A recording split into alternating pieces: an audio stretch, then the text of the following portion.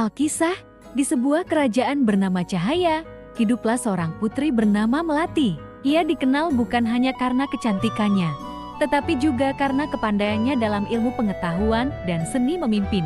Namun, kerajaan Cahaya tengah berada dalam kesulitan. Musim kering yang panjang membuat hasil panen gagal, rakyat kelaparan, dan kerajaan terancam oleh serangan negeri tetangga. Ayahanda Putri Melati, Raja Indra, merasa putus asa. Dalam sebuah pertemuan di balerung istana, ia berkata kepada para menterinya, "Kita butuh bantuan dari para dewa. Siapa yang bersedia pergi mencari jalan keluar demi kerajaan ini?" Tanpa ragu, Putri Melati maju ke hadapan ayahnya.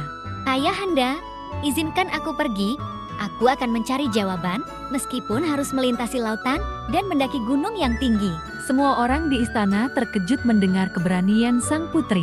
Namun, Raja Indra, meski berat hati, akhirnya mengizinkannya pergi. Sebelum berangkat, seorang peramal tua memberikan sebuah cermin kecil kepada Putri Melati. Gunakan cermin ini saat kau berada di persimpangan. Ia akan menunjukkan jalan yang benar. Dalam perjalanannya, Putri Melati melewati hutan lebat, lembah yang gelap, dan gunung yang berangin kencang. Ia bertemu dengan banyak makhluk ajaib.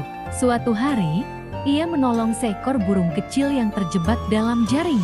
Burung itu berkata, "Sebagai balasannya, aku akan memberimu sebutir mutiara ajaib. Gunakanlah bila kau membutuhkan pertolongan." Di perjalanan berikutnya, ia bertemu seekor naga yang terluka. Putri Melati dengan berani menyembuhkan luka naga itu dengan ramuan dari bunga-bunga hutan. Naga itu berjanji, "Jika kau dalam bahaya, panggil namaku dan aku akan datang membantumu." Setelah berminggu-minggu, Putri Melati tiba di sebuah gunung emas yang dijaga oleh raksasa besar. Raksasa itu berkata, "Siapapun yang ingin naik ke puncak ini harus menjawab teka-teki dariku. Jika gagal, nyawamu menjadi taruhannya."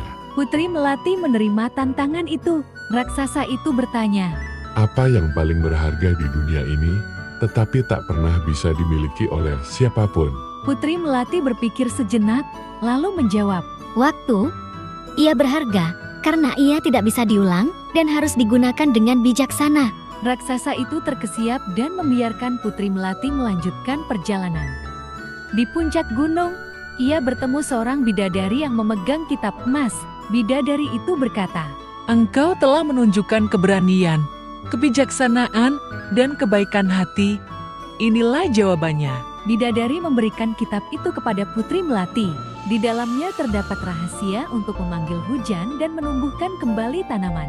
Namun, bidadari memberi pesan, Rahasia ini hanya akan berhasil jika digunakan dengan hati yang tulus dan untuk kebaikan bersama.